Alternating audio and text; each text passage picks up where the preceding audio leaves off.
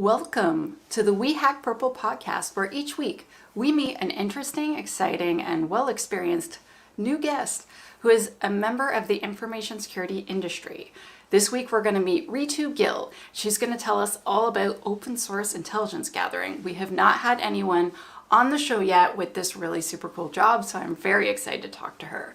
This week we are sponsored by ThreadFix, powered by Denim Group, and I am your host, Tanya Janca. But you don't want to hear about me. I'm old news. I'm basically like furniture. Let's bring out Ritu. Hi. Hi, Tanya. Welcome to the show. Thank you for coming to the We Hack Purple podcast. I'm excited to be here with you. This is kind of a first for me, so I'm excited about it and happy to see you. Yeah, I'm happy to see you too. Could you tell our listeners and viewers, this is Ritu Gill, but could you tell us your job title and just a little bit about yourself? Yeah, oh yeah, sure. I can definitely do that. So you guys already know my name, Ritu Gill. My job title, I'm an open source intelligence analyst. And that sounds really loaded, but what that essentially is that we use open source information. So open source information is publicly available information to answer specific intelligence questions. And if you want me to break that down a little more, it's essentially finding and following those breadcrumbs that people leave behind online.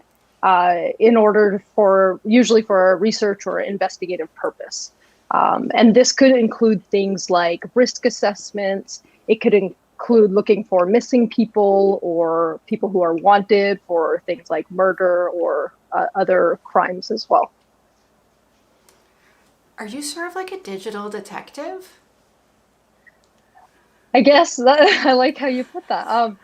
I guess you could call it that. Yeah, I haven't heard that before, but yeah, I guess it does have the markings of getting online, and I've heard different terminology, but I would say yes to that question. Web sleuth, there's different terminology out there that I've heard. I'm like, oh yeah, I just find things online, or I like connecting the dots. That's essentially what I like doing. That's awesome. That's very cool. I bet you have helped solve a lot of cases that you're not allowed telling us anything about. That is correct. No, yeah, I definitely have to be aware of the sensitivities around some of the things I've worked on. But that is the exciting part too. I mean, when you do make those connections, and yeah, that's definitely one of the, I guess, bonuses of doing this type of work. You feel like you've accomplished something, or you were able to help somebody out with their investigation. Yeah, that's very cool. I have a friend, and sometimes if our other friends go on a date, she'll look the person up on Facebook and tell them if they're already dating someone or not. She's like, that guy's married and has 6 kids. Did you know that? She's like, damn. And so that's not the same. It's not the same as what Ritu does. It's very different. It's that's similar-ish though, because open source intelligence could be used in so many different ways. But that's a great example, Tanya. There's times when people use open source to, say you hire someone to clean your house or babysit your children. And we tell people, like, yeah, go take a look, see who you're bringing into your home, who's going to be babysitting your children or cleaning the house, whatever it is, right? Those things, those are things that open source can be used for as well. Interesting. Okay. So I think a lot of people that are listening or watching are probably really curious about what is a day like in the life of an open source intelligence gatherer. So I know that you wear a cape, and you're like, that's not true, Tanya. Taking the cape off. But what is it like? Like what would a day be like? Or do you have to sit in meetings all day, or? No, definitely not a ton of meetings. I mean, there are meetings, of course. That's normal part of doing business. But we're talking about the internet here. So there's so much that we have to sift through as analysts, as researchers doing OSINT, open source intelligence. And one of the things is it can be so overwhelming what we're looking at. And one of the number one things, and every day is like this when you're doing research like this, you want to avoid, and this is what I do, I try to avoid those pitfalls. Things like like rabbit holes kind of thing. And when I say rabbit holes, it just means when I've gone too far past my objective of the task. So stuff like that is really important because we can easily get lost in, I mean, I'm sure there's a lot of people that end up lost on Instagram every evening and Facebook every evening, checking out what their ex was doing or whatever. But the thing is, even with investigations, it's, it's easy to end up somewhere where it's like, hey, there's no point in this right now. I've gone too far. I need to pull myself back out of that rabbit hole. So a day essentially for me, it could be exciting because you do get variety, but it would be bringing on, say, a new client. And the first thing I always do is I'm like, hey, what are you looking for? Like, what do you want to get out of this open source assessment? So I will ask them, what is the intelligence question, right? What are we trying to answer here? And then I set my workflow accordingly to that. Again, depending on what we're looking at, is it a person, is it a company, that all will determine where I'm going to look and what that assessment's going to look like at the end of it. Have you ever you said sometimes you kind of like fall down a rabbit hole. Have you ever done that and then discovered a bunch of really cool things? Or do you just go down the rabbit hole and you're like, oh, that was wasted time? There's been many times where you do find useful things, right? I mean, without doing all the research, I just find like we have to look everywhere to say that we've done a thorough job. So you can't just be like, hey, I'm just going to look at it like that in the box thinking. You have to kind of look outside of the box. When you do that, again, there's times where I'm like, hey, there was purpose in that, or that rabbit hole took me somewhere. But there's times where in that rabbit hole where I'm like, ooh, okay, I'm like, you know what, moving on now kind of thing. So I guess I could say it's worked both ways. Okay, fair enough. So what type of personality traits do you think someone needs to be good at open source intelligence gathering? I would say, well, there's a lot. I think there's a few that come to mind. Critical thinking. So the ability to take basic information and turn it into intelligence is a big thing. Intelligence is also something that's not just picked up. Like it's just sitting in someone's Facebook account. It's something and that's why we make a difference between open source information versus open source intelligence. So I think having those critical thinking skills is really important in order to add value to your products. Sorry. Could you define intelligence? Like what you mean? Because people listening might think, oh, a smart person. No, that's not what you mean. Yeah, we're smart people. No, that's not what we mean. So like when I talk about intelligence, I'm speaking from the perspective of investigation. So something that's going to allow you to take, so we have an investigation. I say write up a report using my open source research. Well, the intelligence I provide, I want to be able to take that investigation to the next step. So that's the kind of angle that I look at it from. That's what I mean when I talk about intelligence, especially when I'm talking about open source intelligence, right? So again, it's taking that information, but we're using analytical skills to make these assessments and, produce a report or a profile on a person, a company, or whatever entity I'm working with, essentially, right? If that makes sense. I have another one, if I can keep going. No, keep going. Another really thing, a really important, I think, trait is to be able to articulate, if I could call it a trait. So when I say articulate, being able to explain the work you've done is so important. Because at the end of the day, if I am working for someone, whether it's, I take on a new task and I'm doing a risk assessment, I need to be able to walk my client, my customer, through all the findings. So you have to be able to articulate what you did. People that work in law enforcement really understand this as well, because when you get called to court, you have to be able to articulate what you did, how you did it, and explain it very thoroughly. Otherwise, it could backfire on you. So those are a couple of things that come to mind.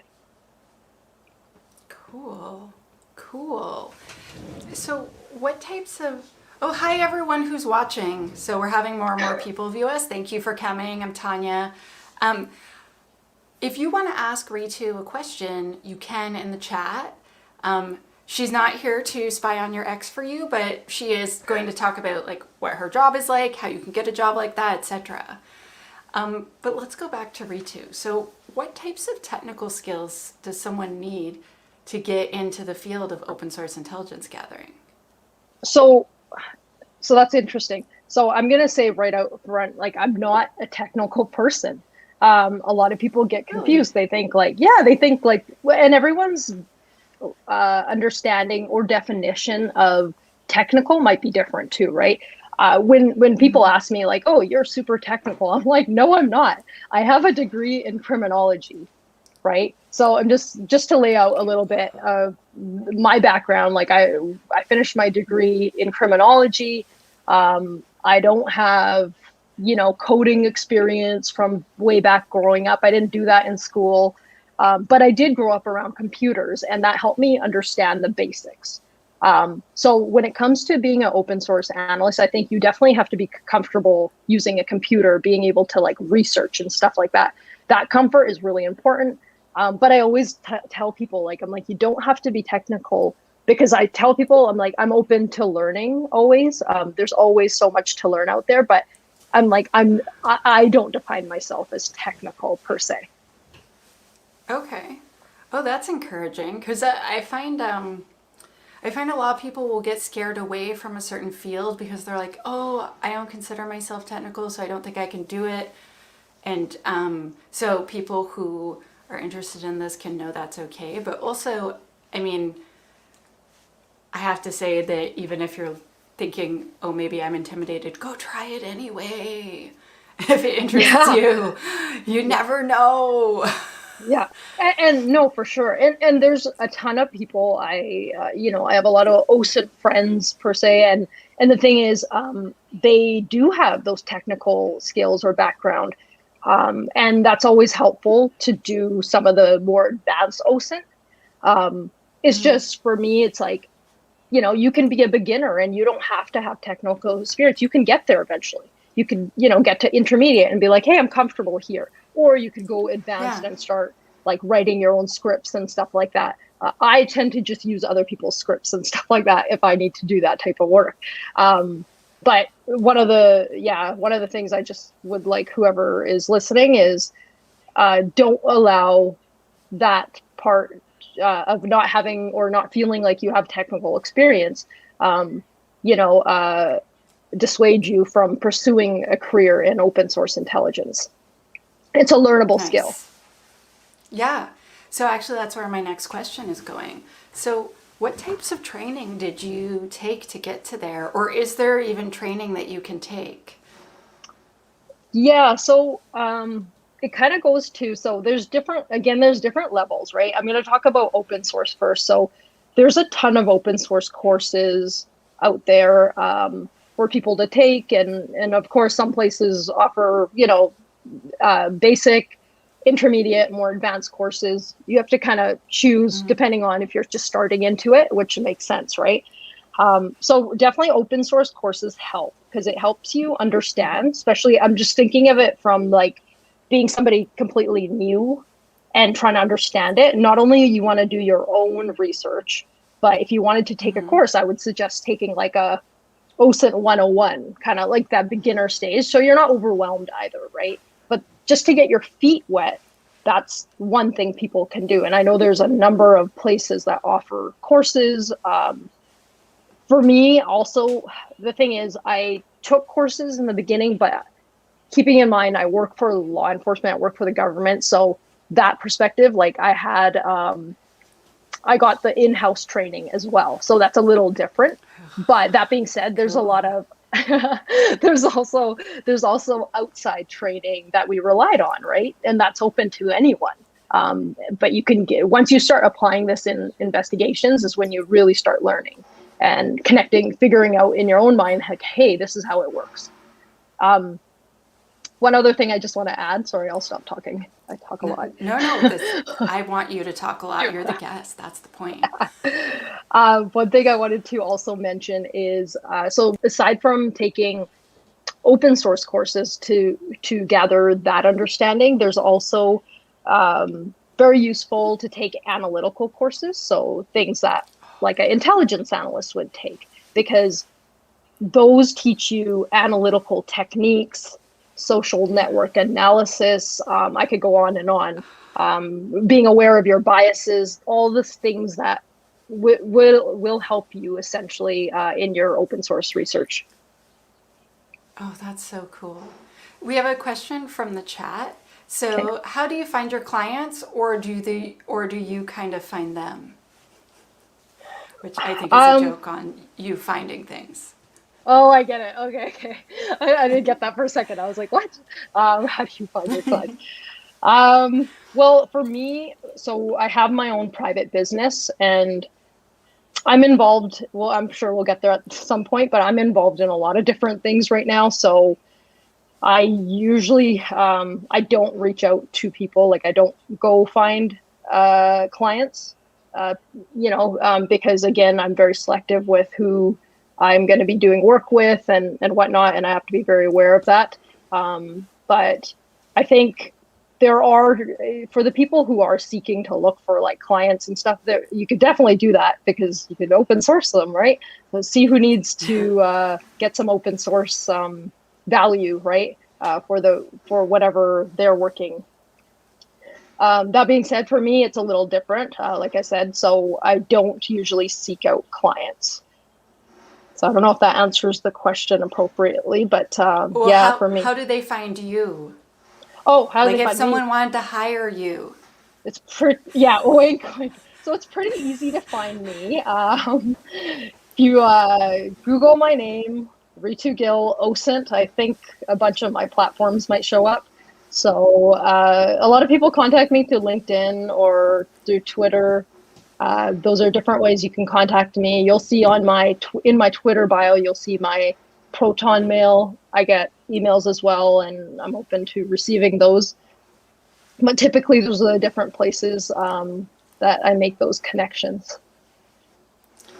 Okay, so how often do you receive requests for you to spy on people that someone is dating or wants to date? And how annoying is it on a scale of 1 to 10? Yeah, how annoying! It's quite, yeah, that's quite high up there on the scale, Tanya.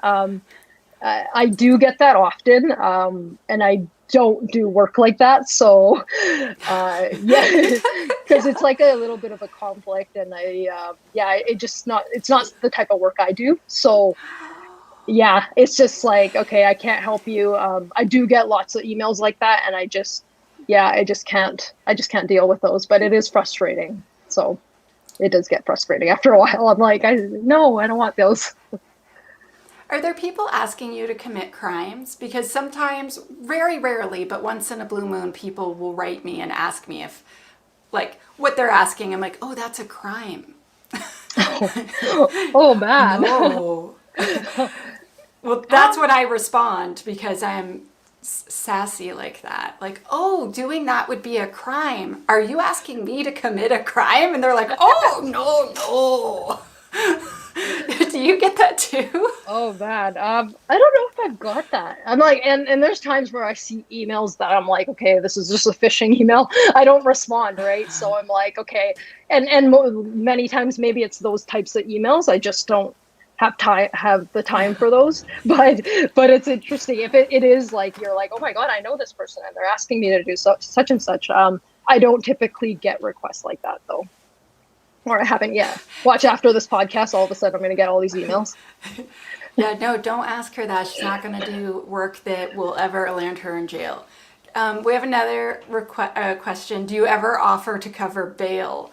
I don't think so, Kellen. That sounds like that's not her job.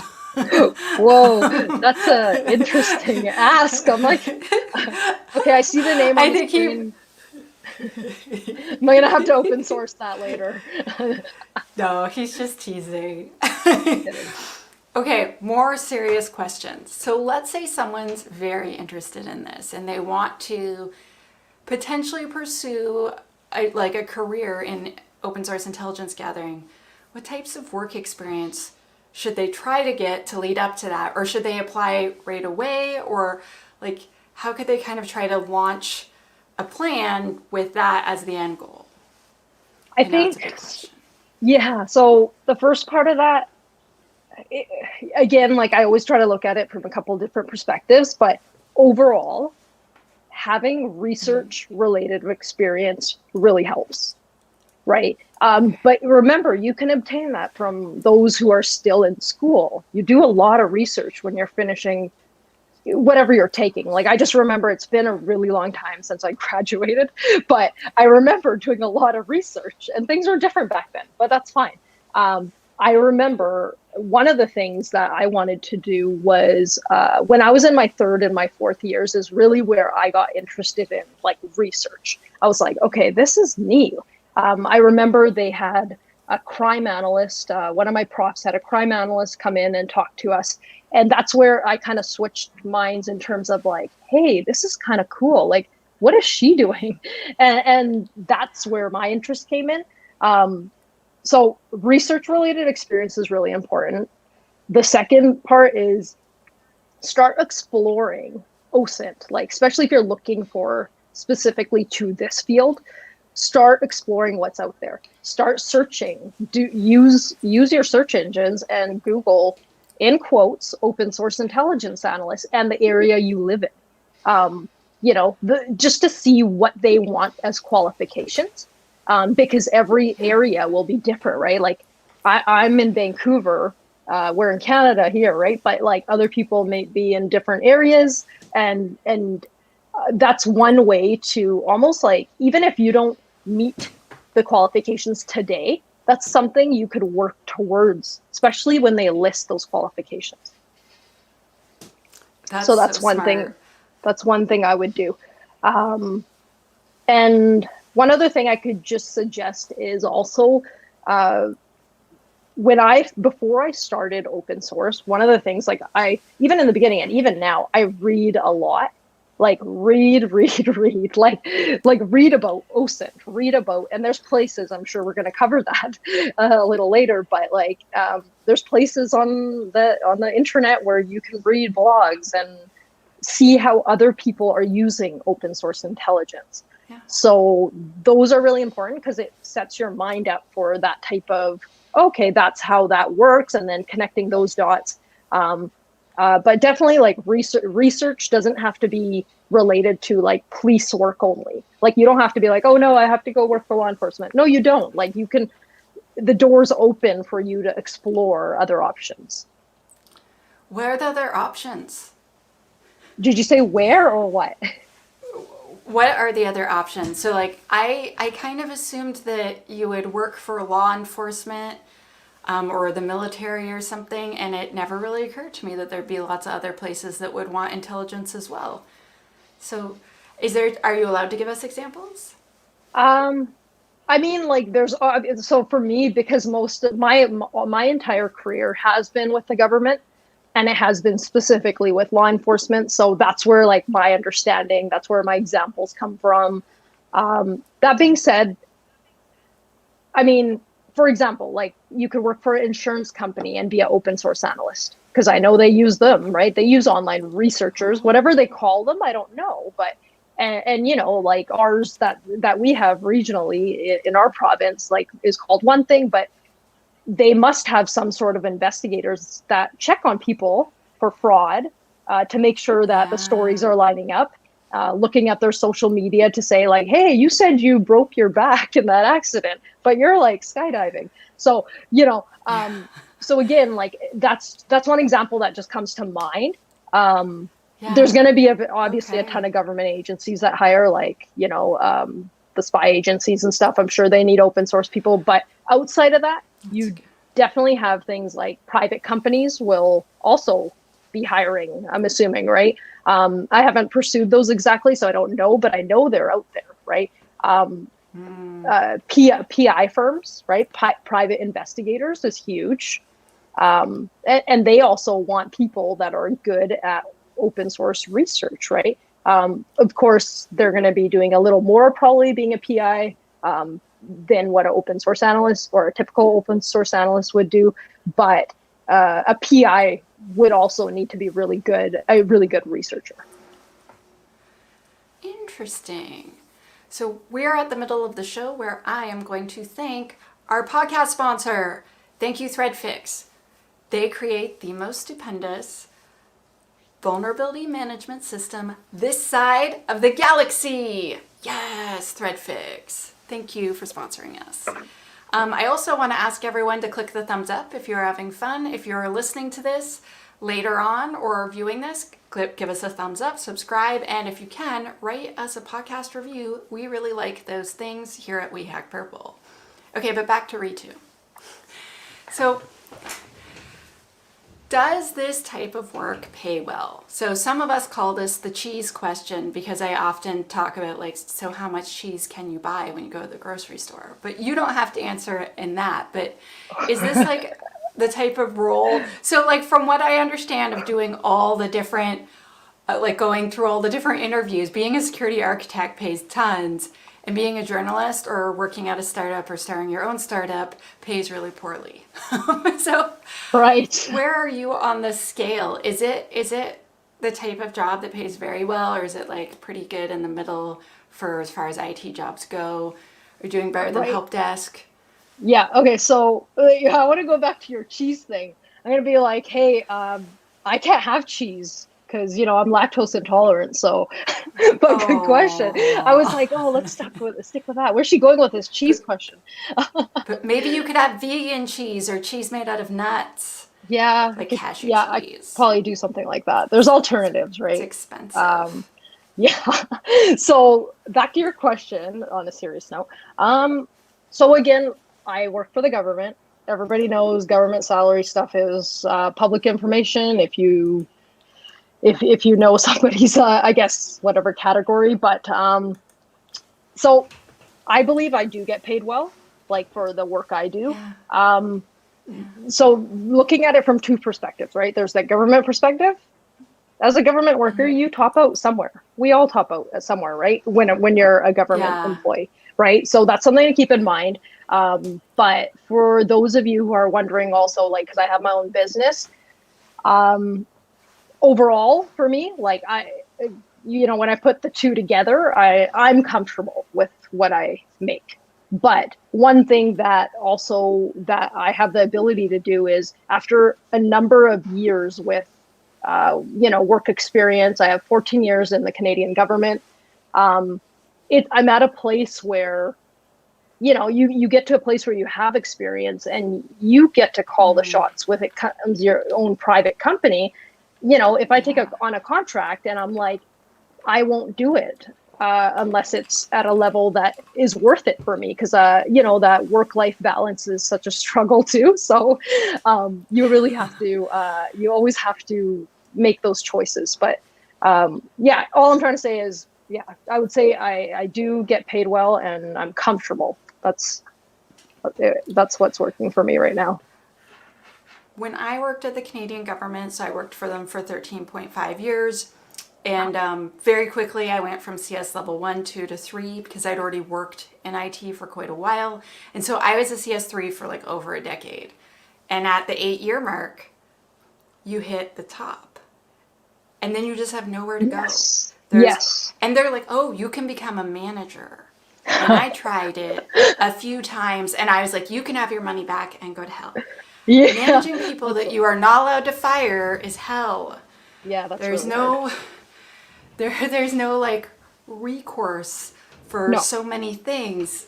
And totally understand that. yeah, so after 13.5 years of service, I was like, hey, guess what? I have to go because you have 18 more years planned for me with no promotion. And Yeah. so I have way better things to do. Bye bye. Good luck with all that cloud transition you're going to do.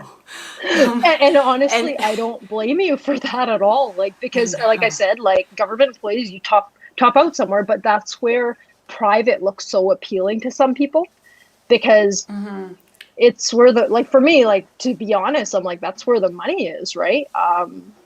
But But, everyone has and to make also, their choices. also the super cool projects, the super bleeding edge cool tech. Like, Yeah. government's a very safe place to work.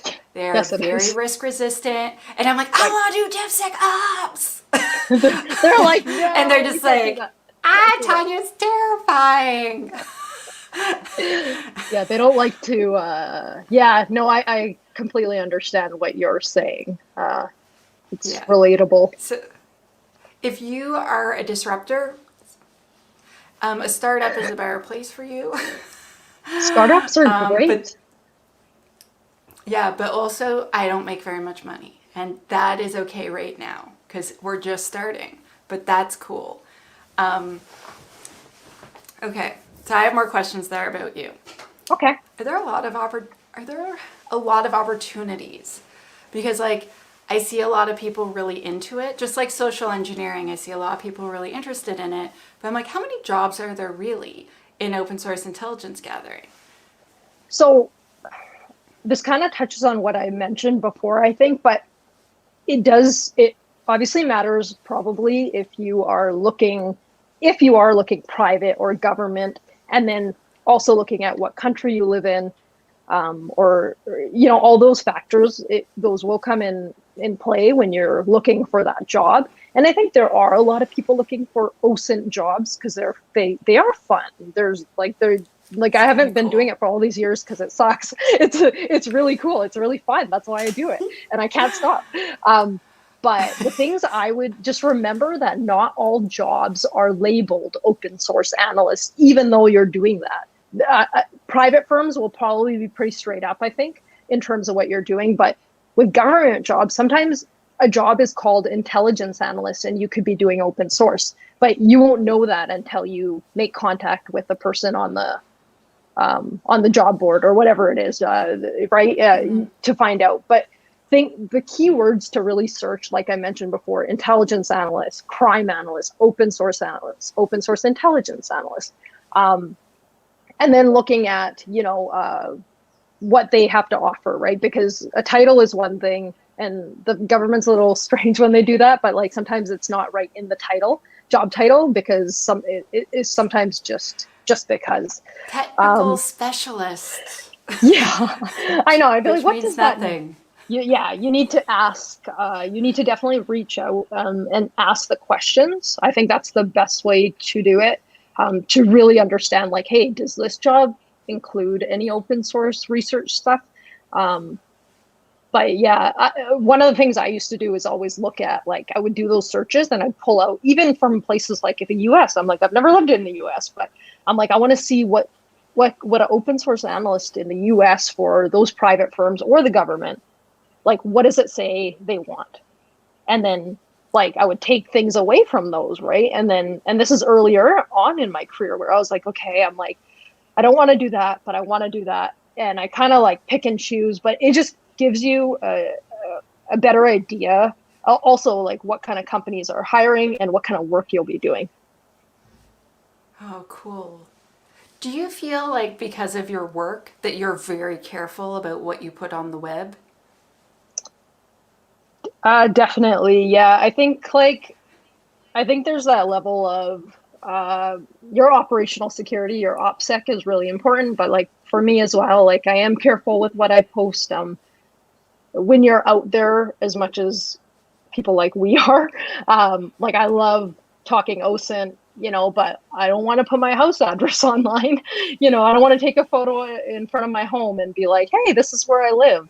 And I think, that's just the privacy and the security kind of concerns that people that do this type of work have to be aware of, right? And also, like, and just the fact that you mentioned that, I just want to bring up this point.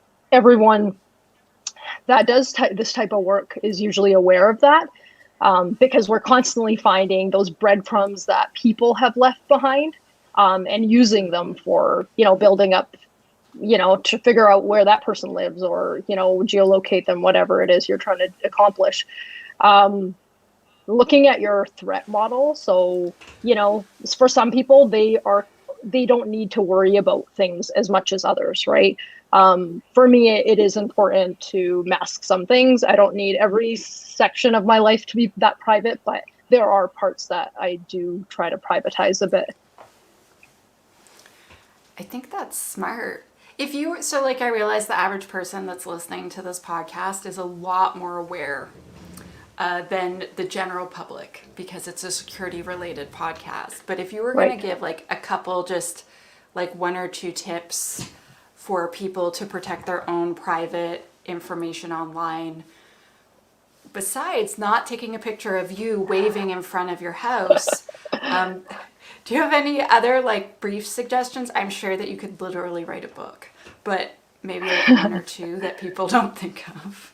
I think, well, sometimes it's just basics too, but like if you use social media, use privacy settings, right, on your personal accounts, right? And some people are like, oh, why do I need to do that? Like, but putting on your privacy settings, just, it's a little step that you have to take so that not just anyone can show up on your profile and grab those photos of you and God knows do what with those, right?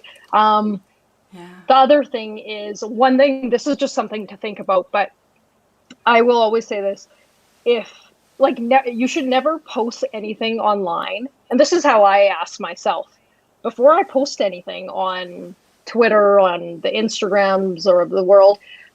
I will say, if this got leaked out to a larger audience, is that going to be a problem for Ritu Gill? And, asking myself, like, is this something that will compromise me or make me look like whatever, a person that I'm not? I have to ask myself before I post that, because there's always going to be those data leaks and hacks and breaches that keep happening. So when you are online, if that's one thing you can ask yourself prior to posting, that should keep you maybe kind of safe. That's kind of one of the techniques I use. I'm like, hey, if this got out, what does this say about me? Yeah, I agree.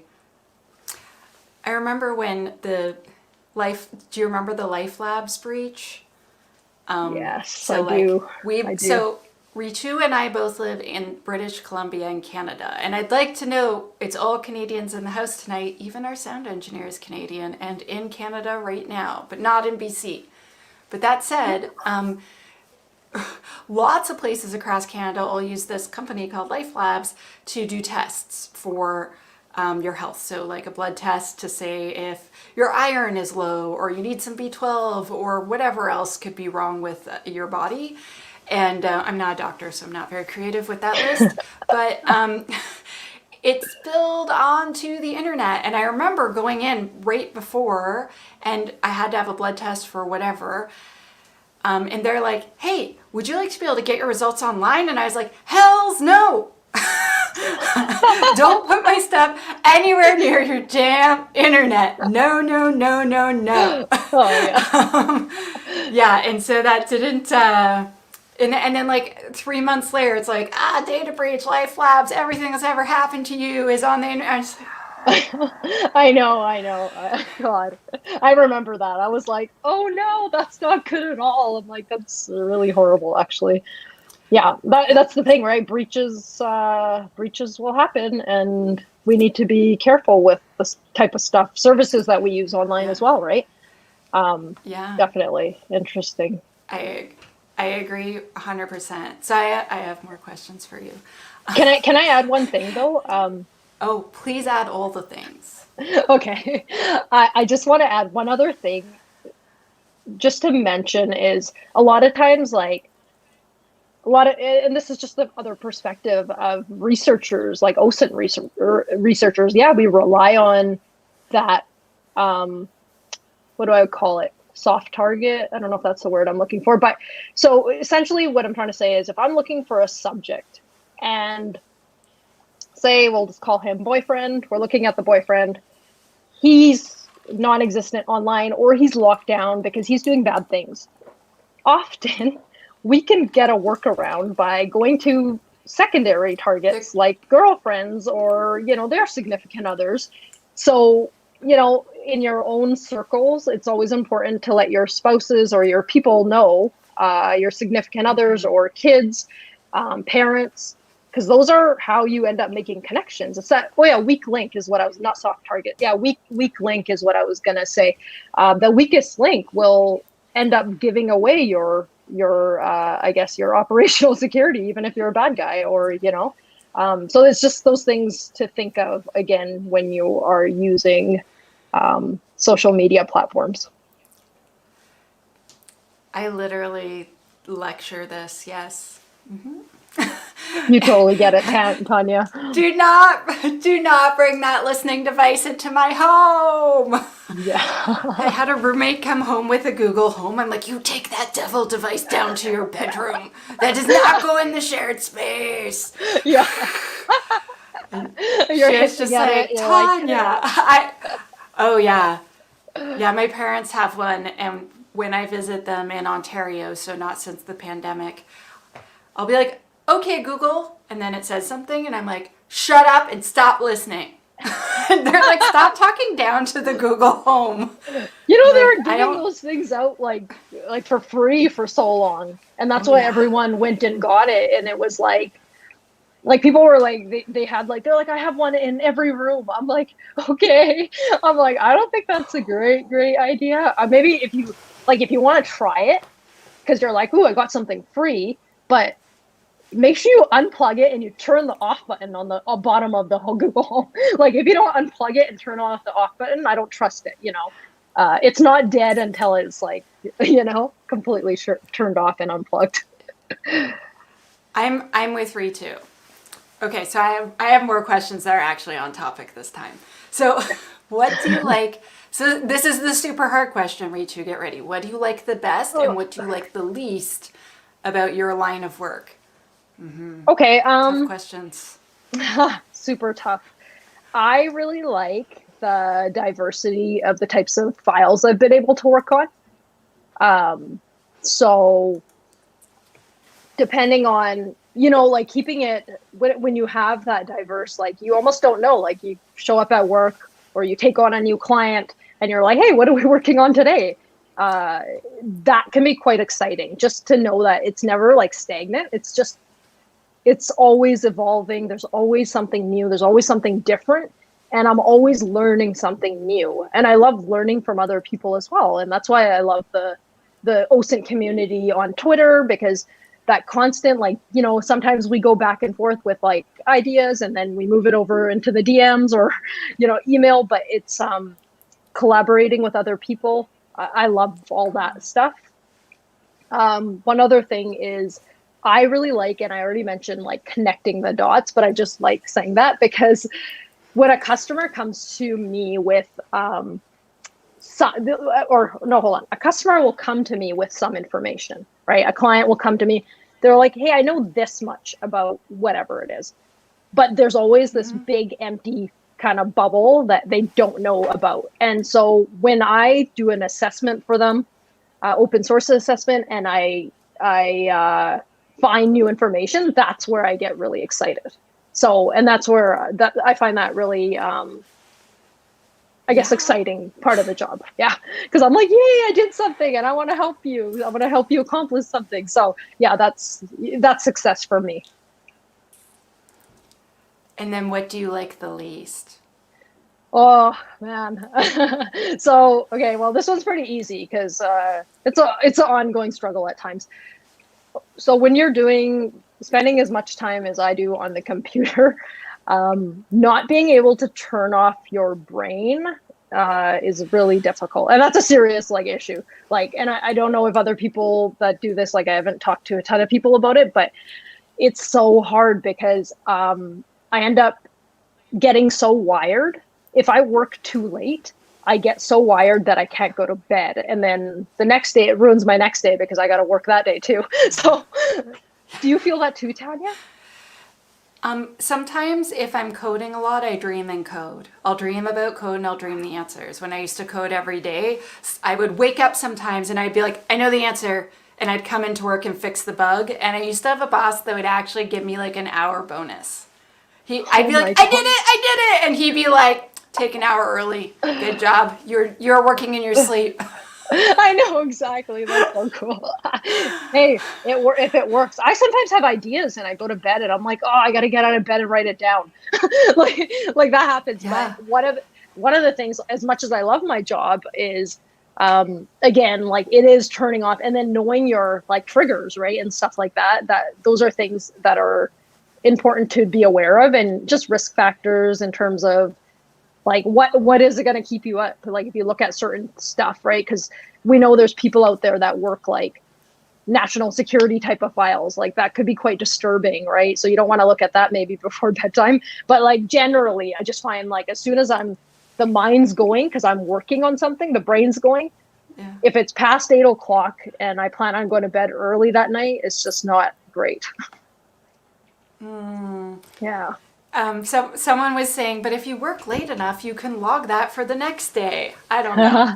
I don't know if that's going to work out. I know it doesn't balance out. I've tried it. Okay.